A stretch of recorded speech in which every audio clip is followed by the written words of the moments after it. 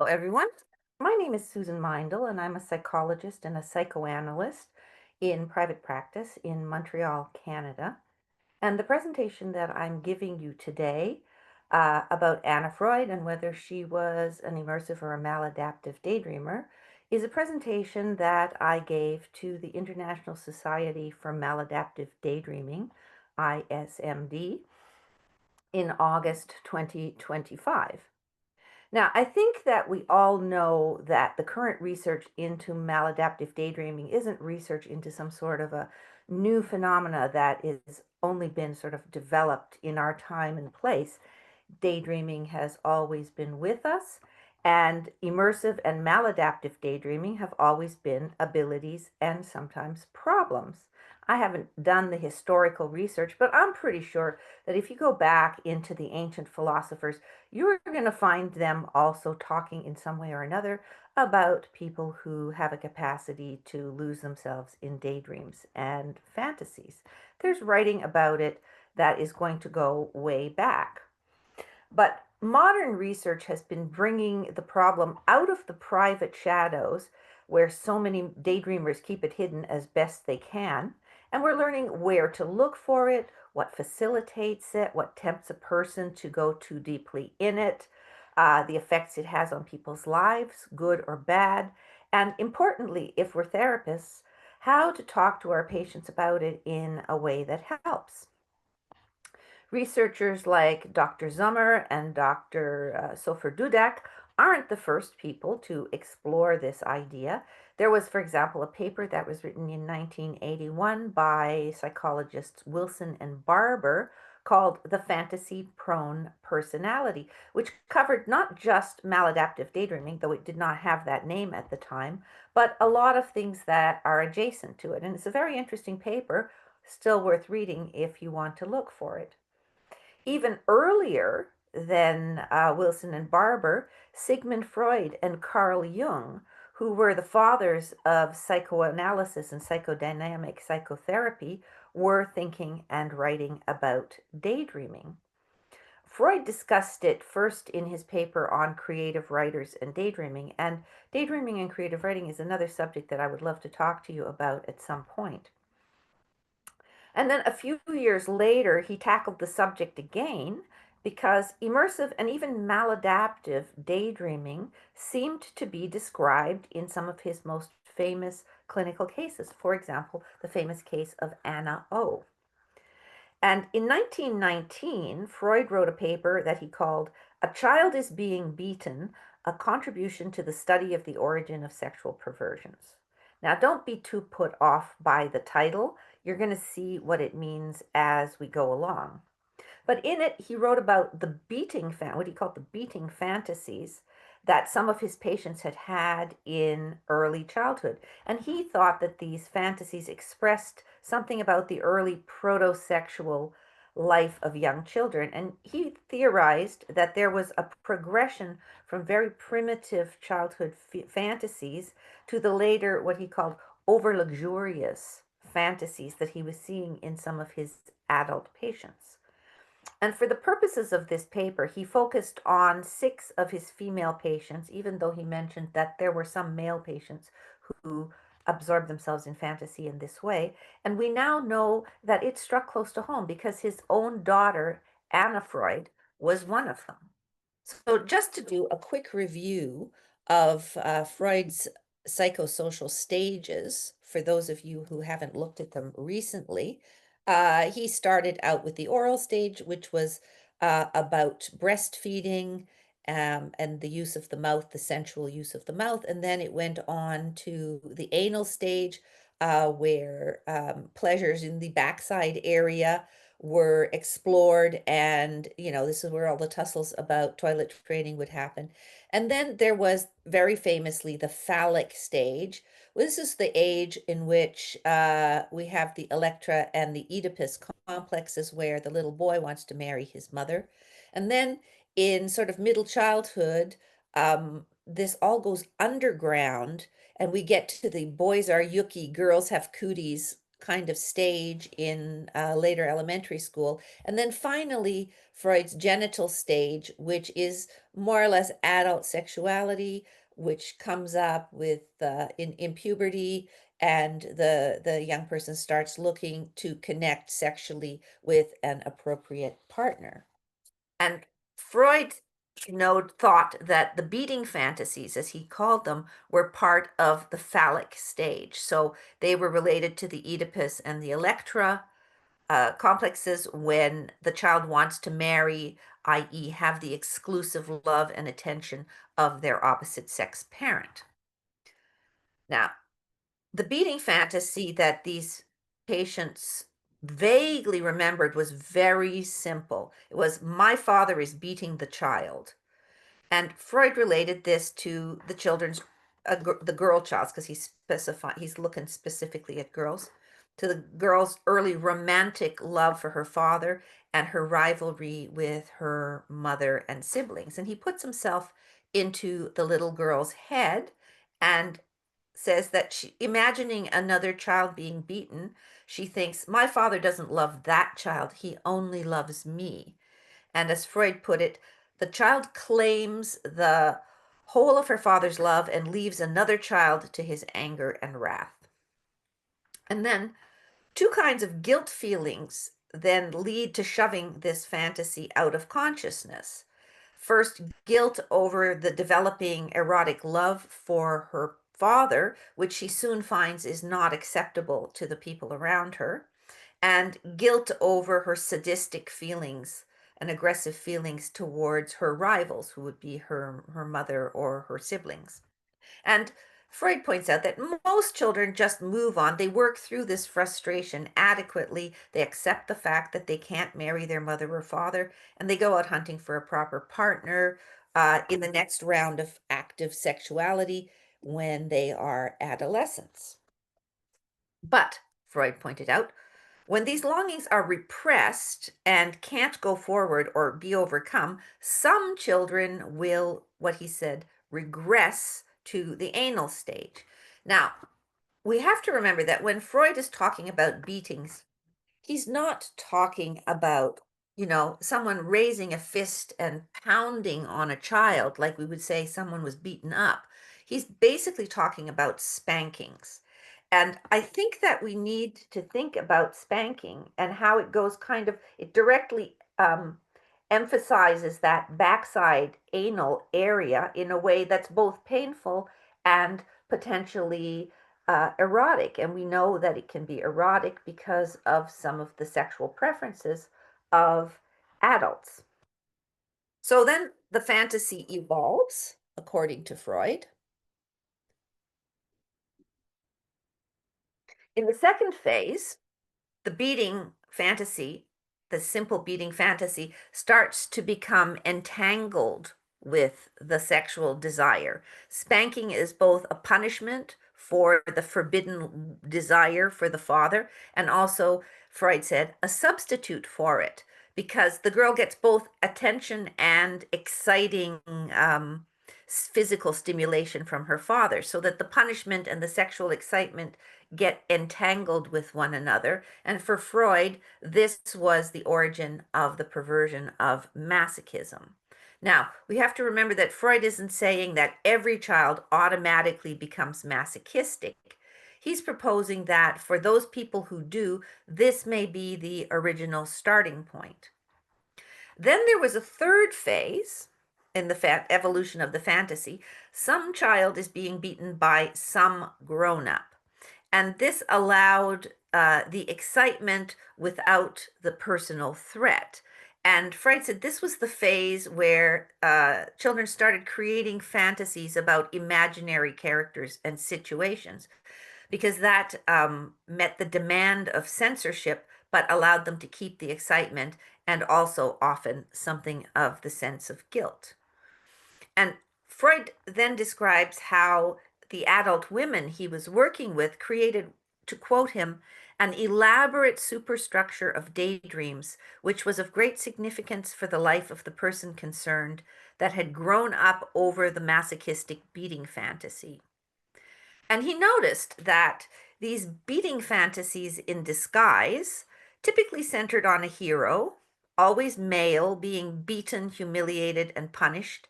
And he suggested that sexual excitation was the function of the daydream, even if there was no masturbation. And he said the result of these daydreams was what he called satisfied excitation. Now, Freud noticed that in the cases of daydreaming that he knew the best, one of which he said almost rose to the level of a work of art, the heroes were always young men.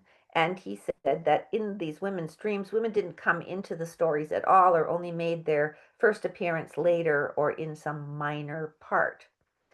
And he wondered why, in the conscious final phase of the fantasy, it was always boys who were beaten.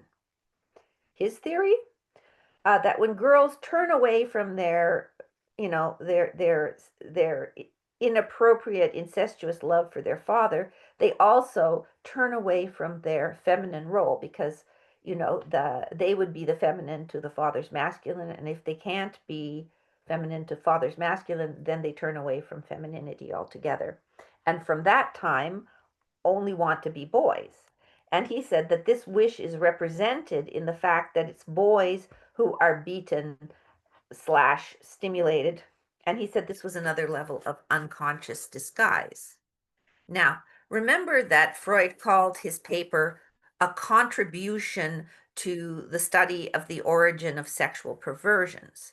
He was talking about masochism when he was thinking about it, but I think that he may have missed something else in that conclusion because in Freud's time, homosexuality was considered a perversion as well.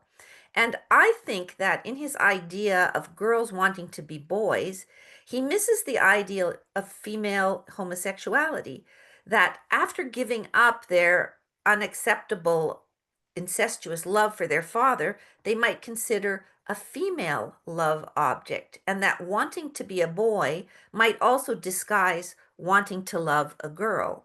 And you'll see why I bring this up a bit later in my presentation. But just to summarize, all the research recognizes that maladaptive daydreaming usually originates in childhood, but we don't usually think very much about its developmental origins beyond that, because on one level, it just seems so obvious. People who have this probably innate ability to lose themselves in rewarding fantasy are going to use it as a playground or as a defense, because we always construct our defenses on our strengths. We would be crazy if we didn't, and this capacity for daydreaming is also a strength. Freud was wondering what underpinned these women's elaborate superstructure of daydreams, and he answered the question for himself by situating the experience neatly between his theory of sexual development, right, especially the wish that young girls have to marry their opposite sex parent, and their often aggressive rivalry with mother and siblings, and on the other side, his theory of the dream censor, who disguised sexual and aggressive wishes by hiding them under less anxiety provoking images. And he felt that the over luxurious fantasies were an example of one of these anxiety reducing defenses, where the anxiety was reduced by changing the surface of the story to something that was acceptable. You can tell me what you think of that theory if you want to send me an email about it.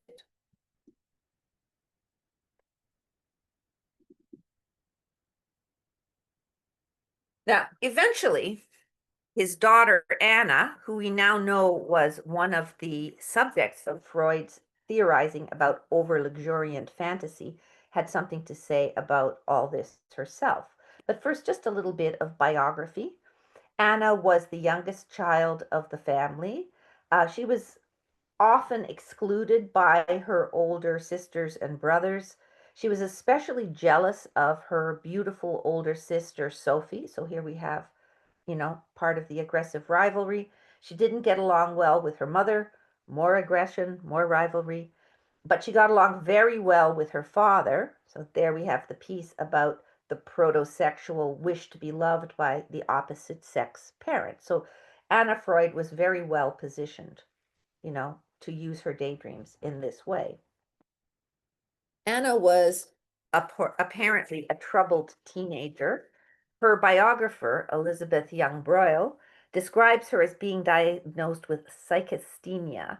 Now, psychasthenia is not a diagnosis that we use anymore, but it was characterized by phobias, obsessions, compulsions, and excessive anxiety. And today we'd probably call it OCD spectrum. She also suffered from anorexia and excessive masturbation, which was very much considered unhealthy in those days. And she also spent a lot of time lost in elaborate and exciting fantasies, though I suspect that the people around her were probably not really aware, until her analysis at least, of how important these were to her, or even the degree to which they existed. But Anna herself was aware that she had a problem overall, and she asked her father to psychoanalyze her. And we might think that as a secondary gain, this was a way to get into a private, special relationship with him, because in those days, a psychoanalysis was 5 to 6 times a week, private time with her adored father. And apparently, in her analysis, they examined her adolescent conflicts and her struggles with masturbation. And her biographer reports that while she was in analysis, there was also a shift in her nighttime dreams. Unlike the nice adventure fantasies that she was having consciously in the daytime, her nighttime dreams started to show themes of killing, shooting, and dying, which supports the idea that the beating fantasies were, and the rivalries were still there in the unconscious. Her father seems to have based quite a lot of his theorizing about the origins of excessive fantasy on his work with her, even though she is not identified in his paper. And it seems that analysis helped her at least somewhat. So in her late teens, she trained to be a teacher. This was a very acceptable profession for a young woman of her time and her class. But she was so interested in her father's work that she decided she wanted to be an analyst herself. And when she was 23 years old, after having been allowed the unusual privilege of sitting in on the scientific meetings of the established analysts, she presented her own membership paper and applied for membership into the society. And in it, she discussed the case of a young patient who had an elaborate fantasy life. She described her paper as supporting her father's theory about the origin and purpose of the beating fantasies. But Anna had her own ideas. Um, Here's some of the things that she wrote in her paper, and we can see how she followed her father's logic about sex and fantasy. So she wrote, the fantasy was accompanied by strong sexual excitement and terminated in an onanistic act. Now, for those of you who are not up on your archaic English, an onanistic act is masturbation. The little girl made ever renewed but ever failing attempts to retain the fantasy as a source of pleasure and at the same time to break herself of the autoerotic habit, which was felt to be irreconcilable with the moral standard demanded by her ego. In the attempt to enjoy the legitimate pleasure as long as possible and to put off its tabooed climax indefinitely, she constructed whole institutions, schools, and reformatories in which the scenes of beating were imagined to take place. So that's her describing her father's third phase of the beating fantasy evolution. Some child is being beaten by some grown up, where in the latency years, the masochistic excitement and punishment combination goes underground and the fantasies become more story like. And she continues, between her eighth and 10th year, the girl began to entertain a new kind of fantasies, which she herself distinguished by the name nice stories, to separate them from the unpleasant fantasies of beating.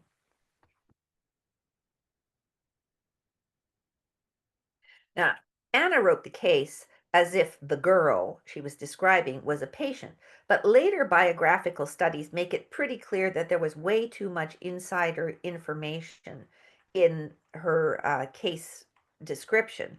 And we now know that Anna was writing about her personal experience, and later researchers have also pointed out that at the time she wrote the paper, she wasn't even an analyst yet, and she had no patients. But for the purposes of her paper, Anna focuses on one particular storyline. And this story was originally inspired by a boy's adventure book that was set in the Middle Ages. And it's, as a side note, a book like this was not considered appropriate reading for a young girl in Anna's time, and she had to read it on the sly. But Anna writes that the continued story that grew out of this was the central and most important one of the girl's daydreams. It contained the largest number of characters and went on through various transformations for many years, and other stories branched off of it and became what we would today call spin offs. So I'm calling it, for our purposes today, The Knight and the Prisoner Daydream. And I can outline the story for you, but you have to keep in mind that the daydreams were not so well organized. The girl could jump between different parts of the story at will, and it seems to be the case with modern daydreamers as well. And while there were many characters, there were only a few that were really fleshed out and central. And the two main ones were the youth, who was endowed with various noble and pleasing character traits, and the knight, who was described as harsh and brutal. The main psychological theme, said Anna, was an irreconcilable antagonism between a character who is strong and mighty and one who is weak and in his power, which, if we think about it, is not a bad parallel to the adult and the child relationship sometimes. The story goes that there's a medieval knight who's engaged in a long-standing feud with some other noble families, and during one particular battle, a 15-year-old youth who just happened to be the same age as the daydreamer, who was the son of one of the nobles, was captured by the knight's henchmen and imprisoned in the knight's castle. The knight threatens to torture the youth and trying to force him to reveal family secrets. And while Anna says that the torture was never explicitly described in her paper anyway, the feeling of threat and anxiety was central to the daydream and is probably a crucial link back to the beating fantasies. The youth is painfully aware of his complete helplessness and he's afraid of the knight. And although the worst of the threats are never carried out, the point of them is to highlight the power imbalance between the strong and the weak character. The plot then unfolds in repeated cycles. The knight threatens the youth, but also grants him favors, and it starts to create a complex relationship between them. Some examples are the knight almost torturing the youth, but then stopping at the last moment, nearly killing the youth through imprisonment and starvation, but then having him nursed back to health, and repeatedly discovering that the youth has broken rules, but showing him mercy. And it seems very clear that there's a pattern of the knight wanting to break the youth's will, but also admiring his bravery. And Anna says that the girl vividly experienced each scene in the daydream, feeling the youth's fear and fortitude, emotionally experiencing his peril, and that she would change the order of the scenes in order to experience certain emotions that she wanted to experience. She would also repeat exciting scenes over and over again. And this seems to be a new direction that Dr. Zummer and some of his students are going to follow up where they're going to look at whether there's a difference between daydreamers who stick to one scene and try hard to perfect it, and others who just kind of let the story unfold as it will. Anna says that the girl would repeat exciting scenes over and over, and she describes how the girl would enter into each repetition as if she didn't know how it was going to end. But, says Anna, after a week or two, the initial dread or anxiety of a scene would be worked through and it would be replaced by a gentler tone of reconciliation. But it seems that as the memory of the happy ending gradually penetrated the daydream, it eventually made the episode unsatisfying because it didn't generate enough emotion anymore. And so she'd have to replace it with another scenario, which would eventually meet a similar fate. But apparently, the main daydream of the night and the youth lasted longer than most of the other daydreams because it was so complex and had so many characters and subplots. Nonetheless, Anna points out that there was a surprising monotony to the construction. She said, if you took away the details that made the episodes look varied, there was a similar structure. There was an antagonism between a strong and a weak person. There was a misdeed, usually unintentional, on the part of the weak one that puts him at the other's mercy. And then there was a slow and sometimes very elaborate intensification, Anna said, almost to the limit of endurance of the dread and the anxiety. And then finally, as a pleasurable climax, the solution of the conflict, for example, pardon for the sinner, reconciliation, and, at least for a moment, harmony between the former enemies. So that was the ongoing storyline of the fantasy. But apparently, as she got a bit older, the girl herself started to feel some concerns about the level and intensity of her daydreaming. And she tried to get the story out of her head by writing it down as a piece of fiction. She said she wanted to give the characters an independent life of their own.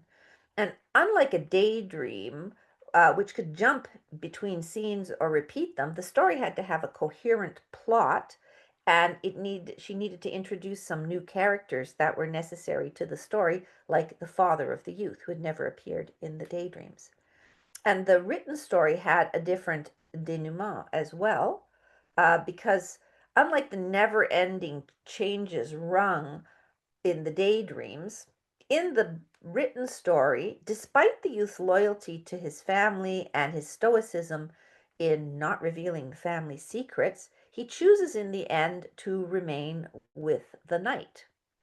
So, looking at it in a big picture psychological way, we can say that there is a parallel between the daydream plot and the real world development of the daydreamer, at least psychologically, because the story deals with a conflict between the desire for independence, which is represented by the escape attempts in the daydreams, and the desire for connection, which is represented by the ongoing relationship with the knight. And Anna suggests that the youth's choice to remain with the knight in the short story shows acceptance of a complex relationship with him involving both love and rivalry. And Anna suggested that writing down the story was a successful sublimation because it transformed it into a social activity.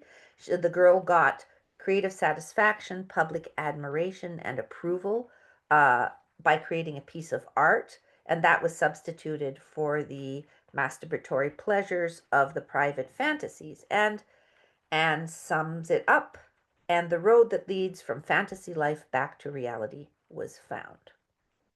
Now, this put a nice neat bow on the case that she was presenting in her membership paper that let Anna describe her therapy with the girl as having cured the girl's daydreaming impulses. But that's not, as you'll see, what really happened in her own life. Now, analysis was good for Anna overall. And she had two analyses, one when she was a young teen that was part of her father's first exploration of beating fantasies, and a second one when she was in her late teens and her early 20s, also with her father. Now, these days, it would be considered inappropriate to analyze a family member, but they hadn't established that rule yet. But apparently, analysis helped Anna to re examine her ideas about herself.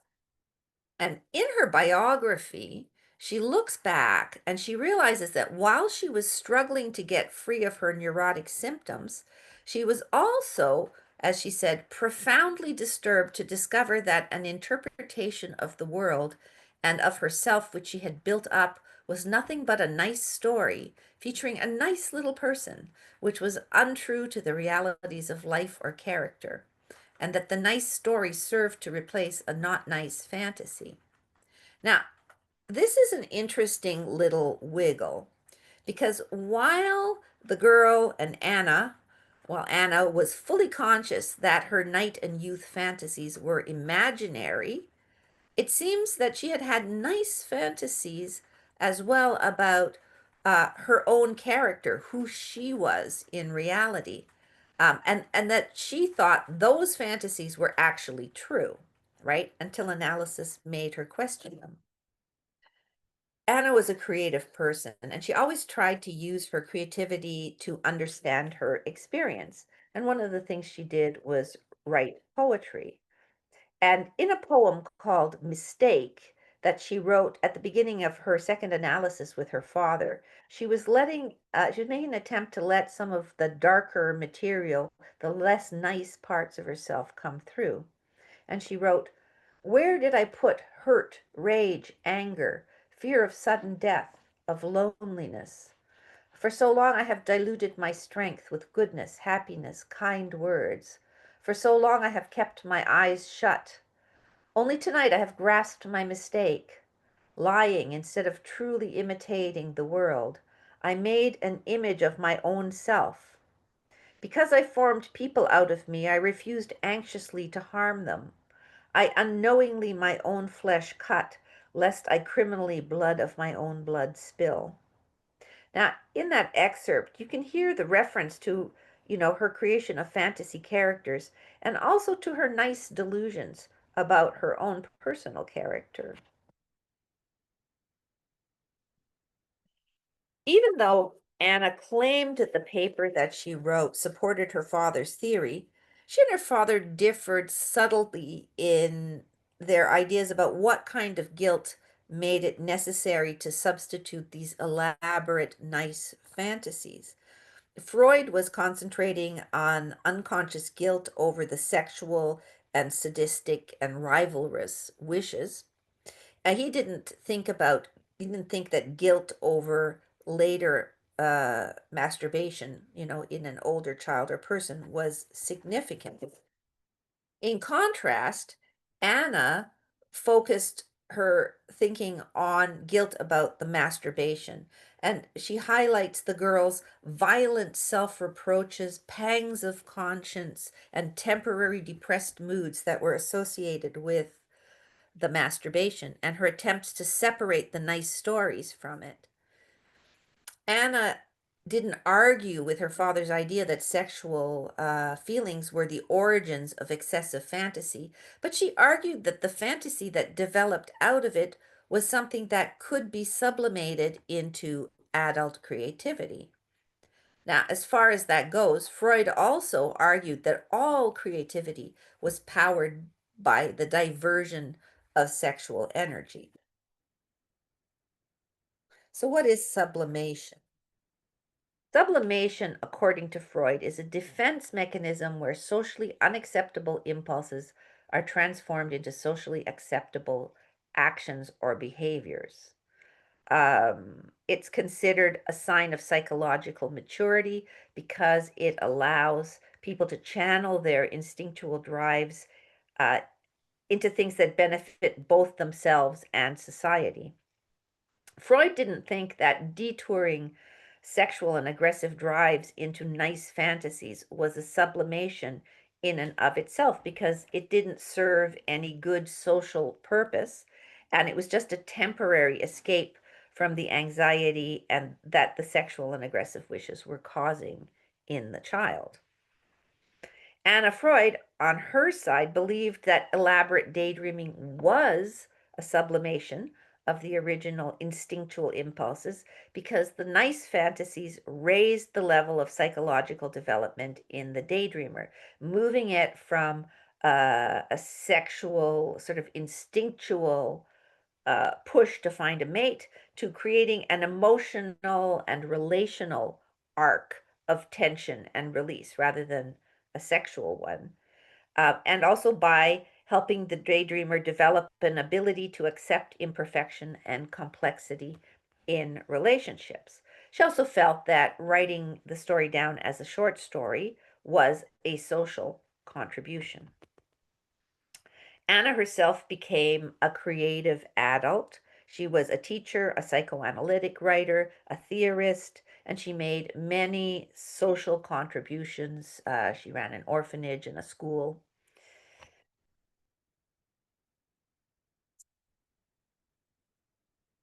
So she was a very creative person in her own right.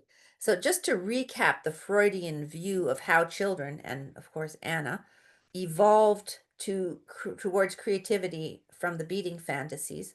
First, there were the early beating fantasies that reflected the Oedipal strivings and rivalries, and that created anxiety, a la Freud, which was distorted into or diverted into nice fantasies and or somewhat compulsive physical activity.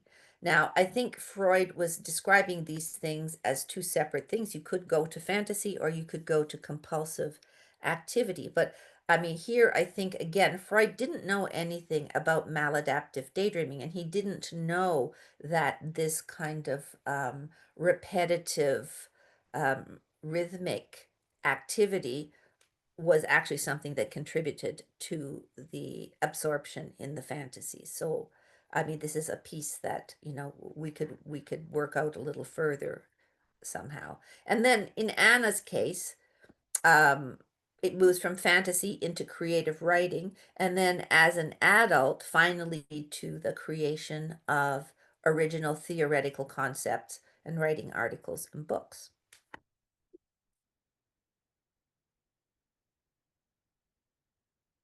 Thinking about the links between fantasy and developing original theoretical concepts, there's another whole lecture that I would like to give you about Carl Jung, who was a psychologist or psychiatrist, probably, who was a contemporary of Freud's and worked closely with Freud for a time. And Carl Jung was very famously an immersive daydreamer himself. And he used the fantasies that he recorded during what we call his Red Book period to develop his own psychological theories about the inner world. And we might think that something like this was possible for Anna as well, that her fantasies may have foreshadowed themes and concerns that she would later theorize about as an adult. For example, her concept of altruistic surrender. Anna proposed that some people deal with their conflicted feelings and their forbidden and dangerous wishes, not by diverting them into fantasies, but by projecting them onto other people and fulfilling them through proxies. So she theorized, for example, that helping others to do things that you're unable or afraid to do yourself was a form of sublimation. You could vicariously live out your forbidden wishes by enabling them in other people where they would be acceptable. And she gave an example of a patient she had had. Now, this she was writing about later in life. A governess who, she said, displaced her ambitious fantasies onto her male friends and her libidinal sexual wishes onto her women friends. Now, in Anna's case, since ambition was not so acceptable in a young woman, she turned her enormous energy towards promoting and safeguarding her father's intellectual and professional work. And she was his biggest booster and supporter to the day he died. And she lived out her maternal instincts by helping Dorothy Burlingham raise her children and by being a child analyst and a teacher. Now, remember, I said earlier, made that point about how wanting to be a boy might mean wanting to love a girl. Anna's lifelong romantic partnership with Dorothy Burlingham is what I was talking about here. Now, Anna doesn't mention whether analysis would have helped the governess, or did help the governess, and she was apparently one of Anna's patients. But her biographer feels that it did help Anna move towards her own mature creativity. But reading her biography, we find that Anna never gave up her daydreaming. Though it seems later in her life to have been mostly immersive and controlled rather than maladaptive. Unlike the happy ending that she wrote for her screen patient, during difficult periods, Anna's fantasies would recur and, as she said, rampage for days. For example, when she was nursing her father after his jaw cancer operation, or when she had to refuse a male suitor, you know, because her relationship with Dorothy wasn't recognized. And so she observed that during difficult periods, at times of increased demand or diminished internal capabilities, the stories no longer succeeded in fulfilling their task. And then it frequently happened at the conclusion and climax of a fantasized beautiful scene that it was suddenly replaced by the old beating situation together with the sexual gratification associated with it. But such incidents were quickly forgotten, excluded from memory, and consequently treated as though they had never happened. And after one of these involuntary incursions of fantasy, she wrote, I was impressed by how unchangeable and forceful and alluring such a daydream is, even if it has been, like my poor one, pulled apart, analyzed, published, and in every way mishandled and mistreated. It was very beautiful and gave me great pleasure. So then her father's analysis of it, her own analysis of it, didn't kill it. It seems though her analysis helped her to understand and manage her impulses better, enabling her to channel a lot of her energy into creativity and intellectual pursuits and professional work. But we know from her biography that the capacity to daydream and imagine never went away. Anna continued to use her daydreams creatively as an adult. In her biography, it's described how she used to first compose her lectures in her imagination, and she would enjoy the acclaim and the thunderous applause from the audience. And then she would make some notes of what she had said in fantasy, and then she would give her lecture from those notes. She apparently helped herself deal with the frustrating realities of her clinical work by imagining her ideal psychoanalytic clinic, and she helped her own psychoanalytic writing, which was profuse, by imagining it as a conversation with her ideal reader. Guess who? Her father, Sigmund Freud. So, why do I think we could identify Anna Freud as a maladaptive daydreamer today? Well, here's the proposed DSM criteria for maladaptive daydreaming, and I think I've highlighted in red the things that I think would be covered uh, in a description of Anna Freud's um, experience. That her daydreams were abundant and of long duration. They were definitely characterized by a sense of absorption or immersion. Um, and then there are these other categories, of which you need two in order to make the diagnosis. And for Anna Freud, this number two here, it's we have no actual proof of this, but this I'll tell you my theory about this, how daydreaming is triggered or maintained by stereotypical movement, um, how daydreaming provides short-term relief from aversive feelings such as stress, anxiety, guilt. We just covered how it would come up for her in difficult periods of her life. She reports how the girl repeatedly tried and failed to curb or control her daydreaming.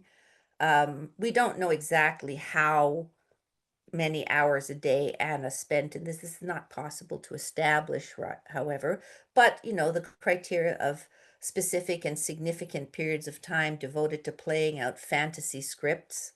I mean, she's describing some of the fantasy scripts for sure. The symptoms cause clinically significant distress or impairment. She was certainly concerned enough about her daydreaming and her other symptoms that she went for therapy.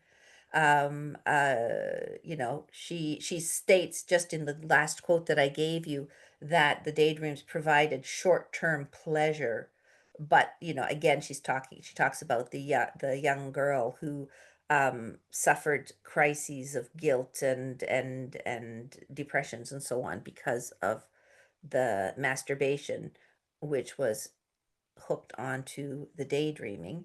And the symptoms are not attributable to physiological effects of a substance or another medical condition.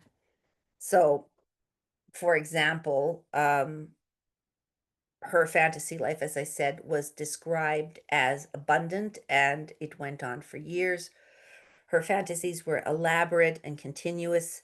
Even the earliest beating fantasies involved whole institutions, schools, and reformatories, which evolved into ongoing stories with complex characters and intricate plot lines. In the nice fantasies, there were plots and subplots even that would repeat, and she could alter scenes, adding necessary details or creating backstories for the moment. And modern daydreamers on Reddit describe basically the same experience. Over and over again, Anna says that the fantasies were very vivid, with dramatic scenes in which the girl or she shared in the emotional tensions and experiences of the characters. It was a coping mechanism. Freud argued that elaborate fantasy was a way of coping with frustrations about the girl wanting her father's love and feelings of rivalry. And we know about Anna's history of rivalry with her mothers and sisters and her desire for and her acquisition of a special relationship with her father. Um, the daydreams were compulsive and uncontrollable. They happened involuntarily to her even as an adult.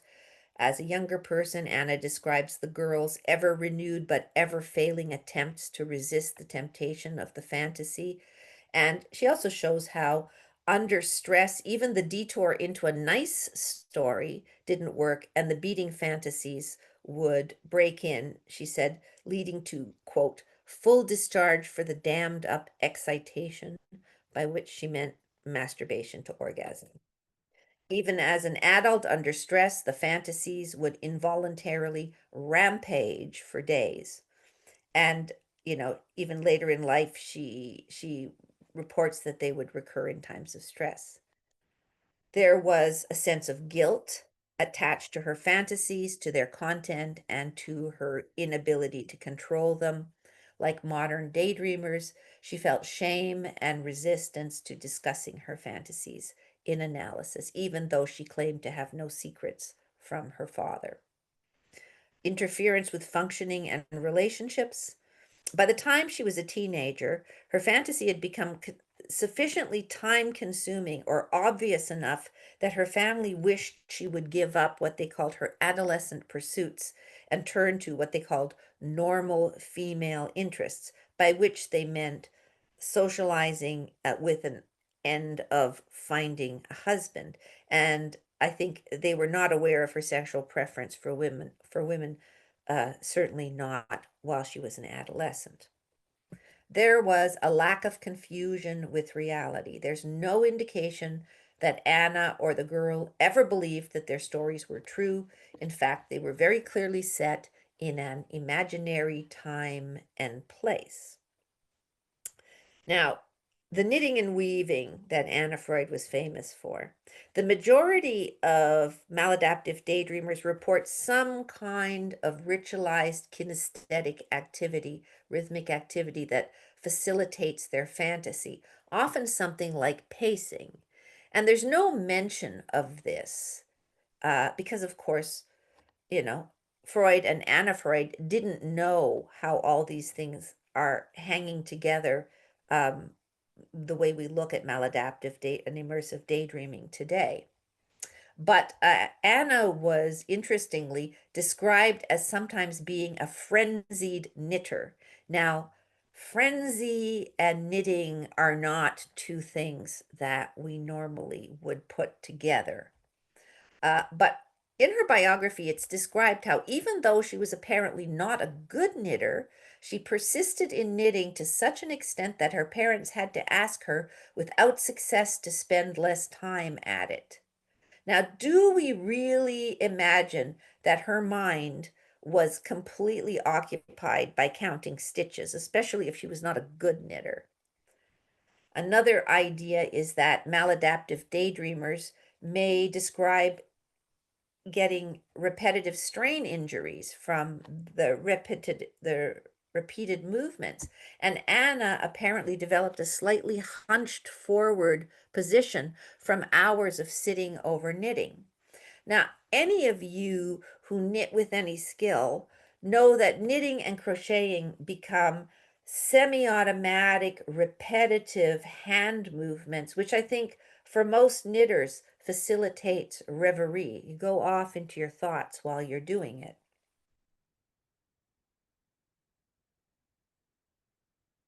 So, I think that that knitting and weaving where you sort of pass the shuttle back and forth, back and forth, back and forth, were perhaps, the repetitive kinesthetic gestures that Anna Freud used to immerse herself and focus herself on her daydreaming. Now, there's a lot more that's been said about uh, Anna Freud's fantasy life and more theorizing about the relationship between Anna's paper and her father's beating fantasies theories. And if you want to read some psychoanalytic papers, I can send them along to you if you contact me or contact me through ISMD. But I'm going to stop here because that's the end of it for now. So thank you very much for having been with us. And I hope that you will come to some future webinars in which I will talk about other areas and immersive and maladaptive daydreaming from a psychologist and a psychoanalyst perspective. Thank you very much.